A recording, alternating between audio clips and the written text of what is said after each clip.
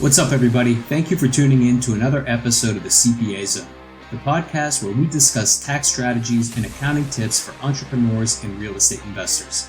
My name is Ryan Pulis, and our company, the Pulis Group, offers tax planning and advisory services for entrepreneurs like you. Whether it's bookkeeping, tax planning, or CFO services that you're looking for, we've got you covered.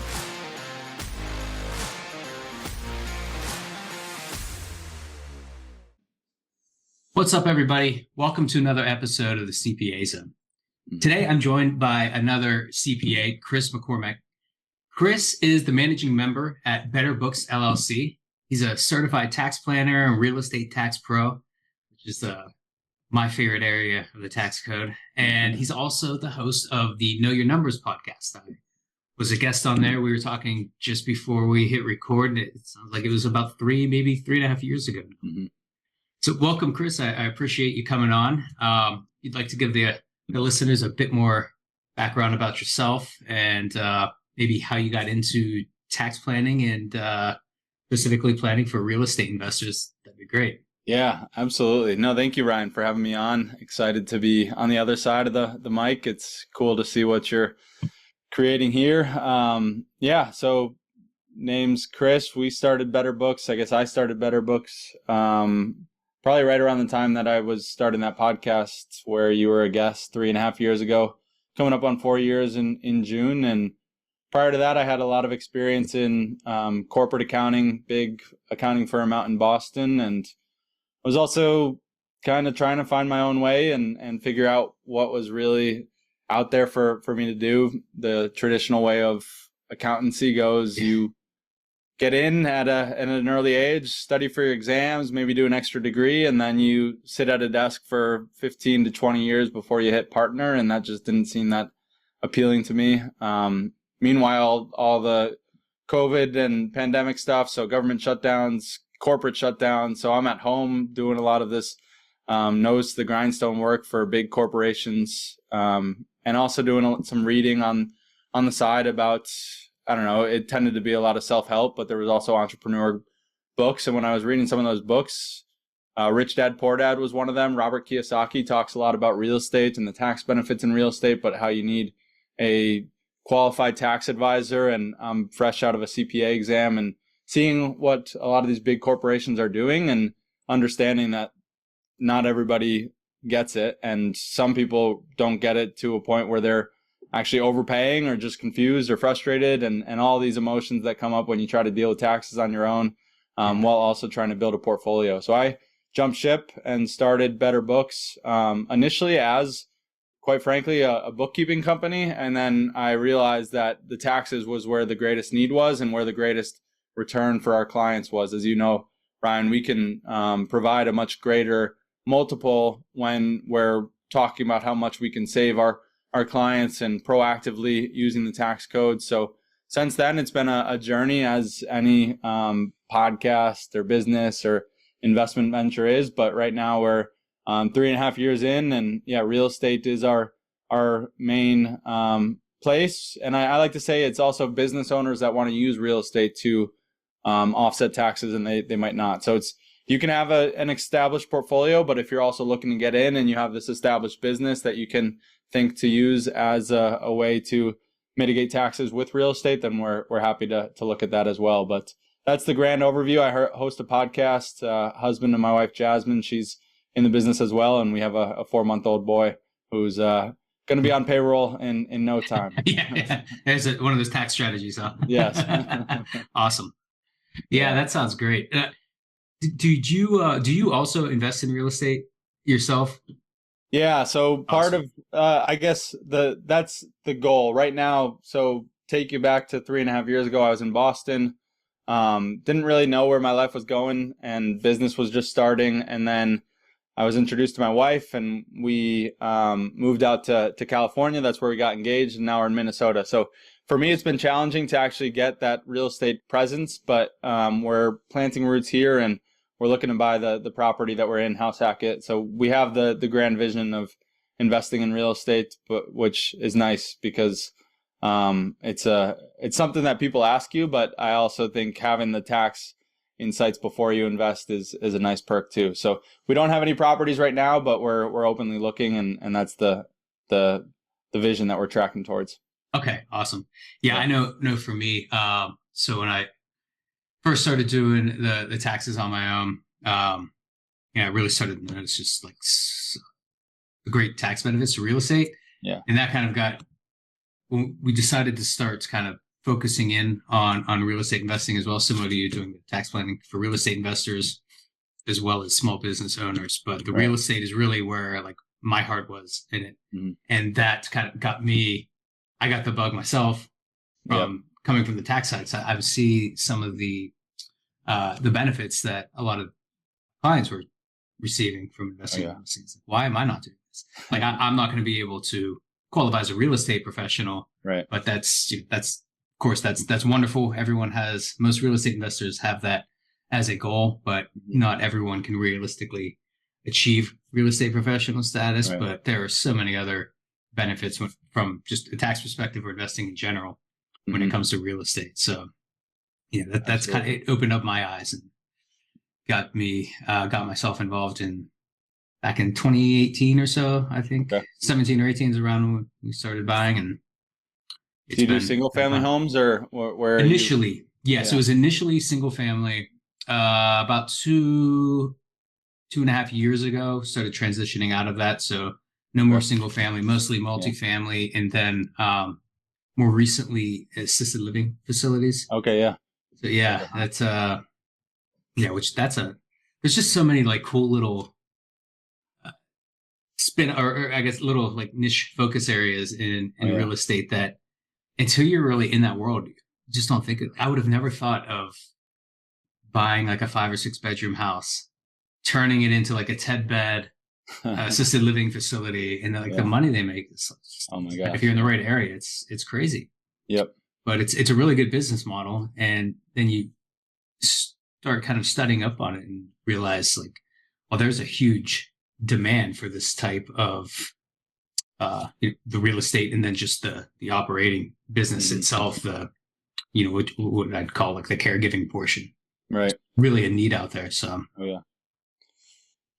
Yeah, it's a gold mine. We see a lot of people going there, and to your point, Ryan, it's like, you get into real estate and you're like, okay, we're going to help real estate investors. And then you're helping people who are investing in nursing homes or assisted living facilities, people who are investing in storage units, people who are wholesaling, flipping. Like there's 10, 20, 30 different avenues that you can go by investing in real estate, which is, I think also can be a downfall to a lot of people. I don't know if you've seen this, but one thing that we've seen, especially those getting started, is that they get into real estate. They have this idea of being a real estate investor, and then they're getting pulled in 5 different directions, and none of them are what they could be. And so I always tell clients that are getting started is like, focus on the one thing that you can do, and then allow that to turn into the other avenues once you establish yourself. And it's no different than having an accounting firm and helping the real estate investors, and then seeing that investments are coming across your table, or you see that there's returns out there, and now you have a good pool of cash that you can deploy into it. And so, it's a cool trajectory that you've taken. Yeah, absolutely. And you kind of hit the nail on the head there. A lot of times, new investors, they get pulled in so many directions because there's so much stuff out there. You start looking into it and you go down, there's like a new rabbit hole you can go down every day. And then you're spread too thin and your focus isn't where it needs to be. You almost need to just pick a space, try it out, come up with a plan, stick with it, and then see how it goes. And then if you want to change later, you can. Like I started in single family, and I'm glad I did, because when you're just starting out, you're going to make mistakes, or maybe you make a bad buy or a bad decision on a property, and it's much easier to manage when you're dealing with a smaller single family home than if you try to do something much larger when there's a lot more money at stake. Right. And you kind of get that learning done early, and then you sort of graduate into bigger projects. And you really need to have the understanding as you get into those bigger deals and you're putting up a lot more money. But Absolutely. So speaking of real estate tax planning, do you have a favorite strategy or maybe some of your most popular tax strategies that you use with your clients? Yeah, I think there's always something that we're looking for. I mean, the big one these days is cost segregation, right?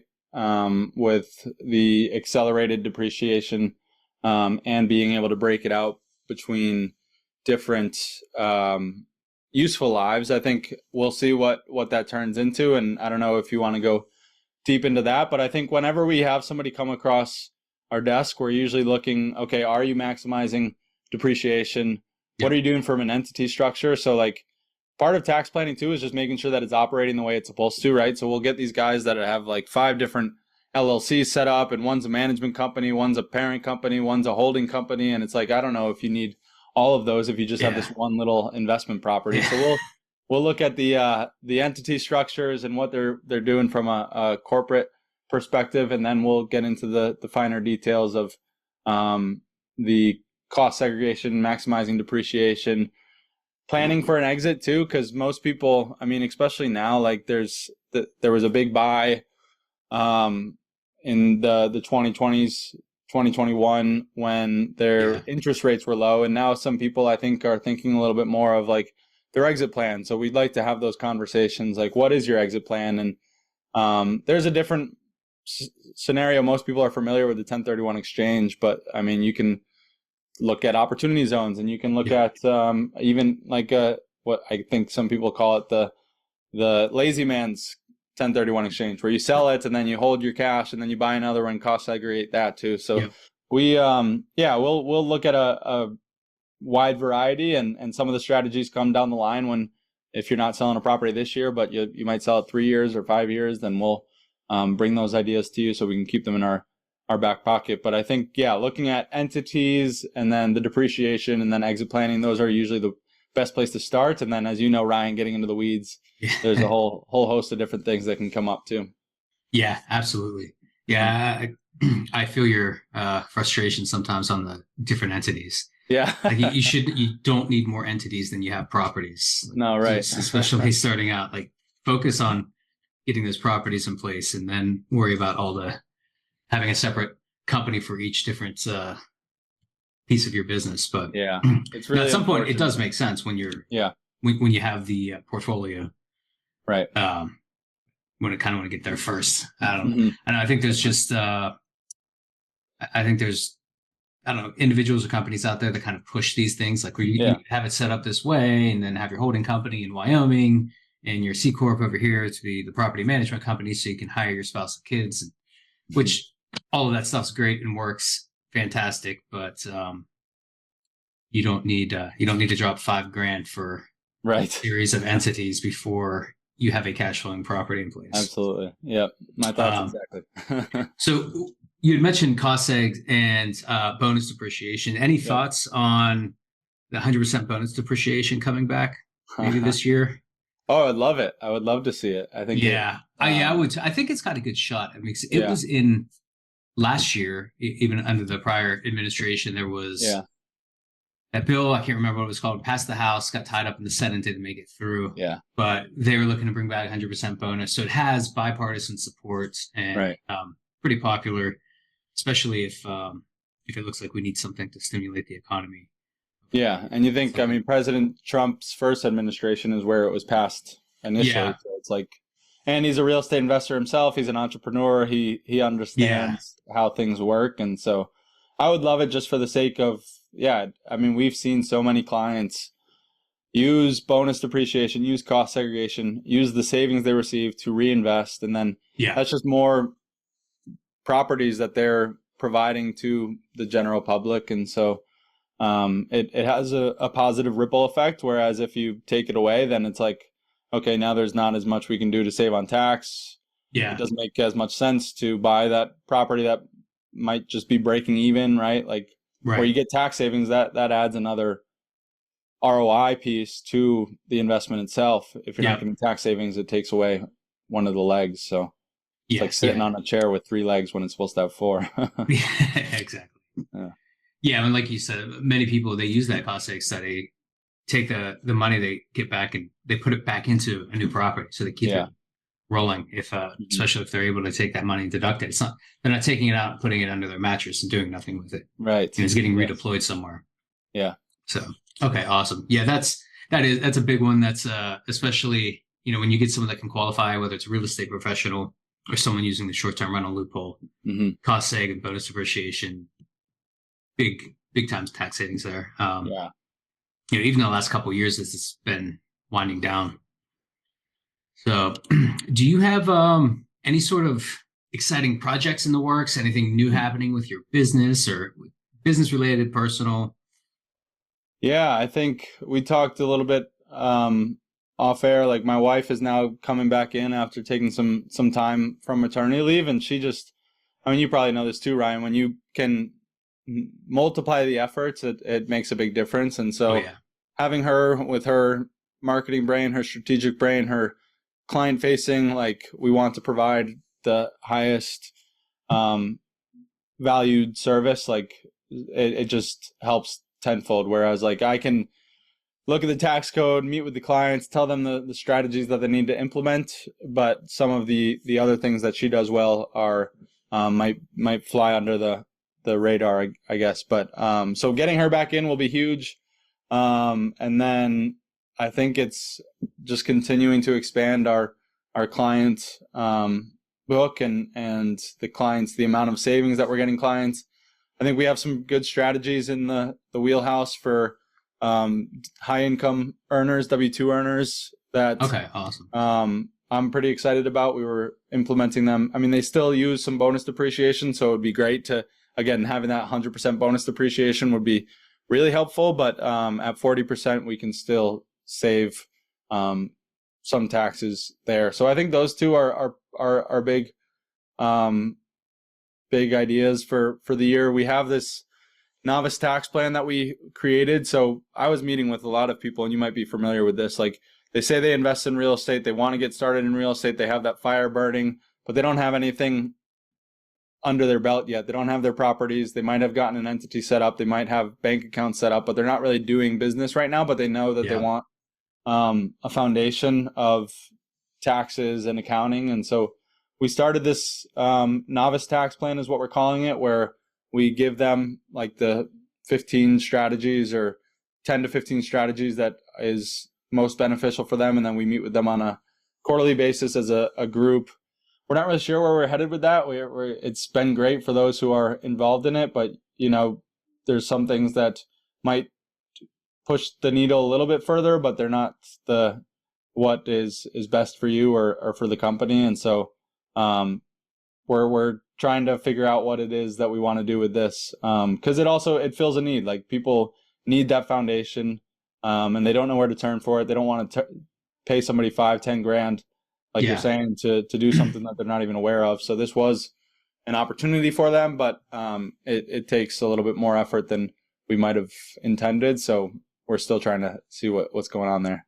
Okay, awesome. Yeah, there's really that's really cool to hear, because there's such a need for many of like what you'd call like entry level investors, like you were saying, that maybe they haven't quite got started, or if they did, they have that first property. And paying for a 5-figure tax plan is not going to make sense because they're not going to get the ROI.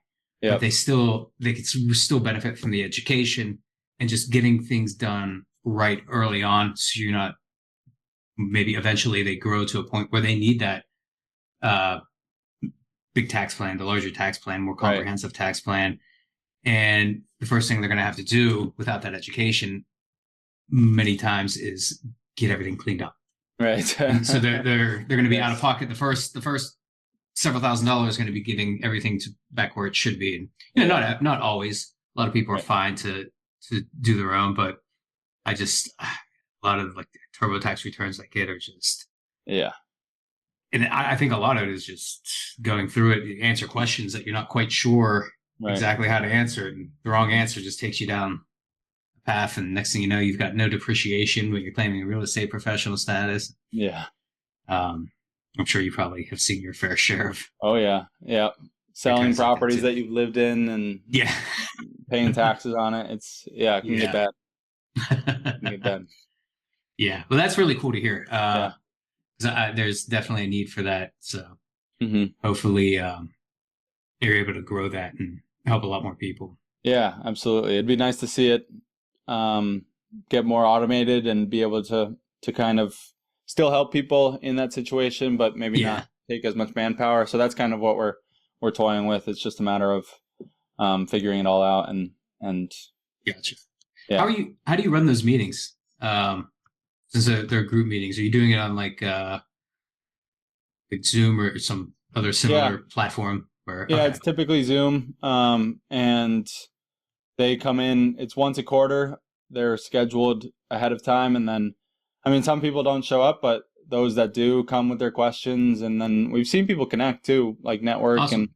And possible partnerships come out of it. So that's fun awesome. Too. But yeah, even with our advanced tax planning clients, it's on Zoom, just one-on-one, not in the group setting. Gotcha. Okay. Awesome. Yeah. Good deal. So we're coming up on time, but I did want to ask before you go, any good books you're reading now that you could recommend to people? Or I love to read, so I always try to throw this question in there. Yeah, absolutely. So right now I'm reading Entre Leadership by Dave Ramsey. Are you familiar with it? Yeah, I've never read it, but I know what you're talking about. Yeah, my brother-in-law recommended it, and he actually bought it for me as a Christmas gift. And it'd been a while since I've read something in like the personal development and business growth space. And it's a nice refresher. And I like Dave. I think he's a great businessman. I mean, we wouldn't agree on certain things, but I don't think you should agree with anyone 100%. Even my wife and I don't agree 100%, which is good. That's one I'm reading. And then I always recommend the Bible to anybody who's asking. The book of Proverbs has a lot of wisdom for everyday life, including finances and returning on investments. So those are the two that I'm cracking open these days. Awesome. All right. Yeah. Good to hear. All right. Well, before we go, what's the best way for listeners to reach out, contact you, find you? I mean, you've got the podcasts. I'll put a link to that in the show notes, but anything else you want to plug or throw out there? Yeah, I appreciate that. So we do have the podcast. We've just now recently, probably within the last year, brought it onto YouTube a little bit more completely. So awesome. You can follow me on YouTube, follow me on Instagram. But if you want to reach out directly, any social media, Chris McCormack, CPA. And then, you can reach out to me on email as well, chris@betterbooksaccounting.co. And if you've been frustrated with the way your taxes have been handled, or you're just curious about whether you're leaving money on the table, happy to talk. Obviously Ryan's a great guy, and so you're in good hands with either of us. But I think that's probably the best place to start. And then, if anything struck a chord with you, happy to hear about it. And just appreciate you, Ryan, letting me on. And always great to connect, and love what you guys are doing out there too. And it's cool. It's nice to know that we're not alone and floating on the island. Yeah, for sure. We sometimes feel like we are. Yeah, I hear that. Yeah. All right, awesome. Well, I appreciate you coming on. We'll have to do it again sometime. Absolutely. And we'll include all your contact info in the show notes. And until next time, everyone, have a great day. Thank you, Chris. Awesome. Thank you, Ryan. All right, have a good one. You too. So that about does it for this episode of the CPA Zone. Thanks for listening, and I hope you found something valuable that you can take away.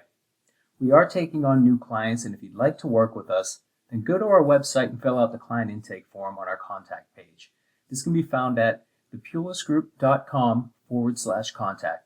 That's ThePulicegroup.com/contact. One last thing before you go. We have put out a free ebook for our listeners. You can find a link to this in our show notes. It's called the Rental Real Estate Investor Tax Guide and covers all the basic tax-related information for real estate investors. We hope you like it. Again, go to the show notes to download your free copy.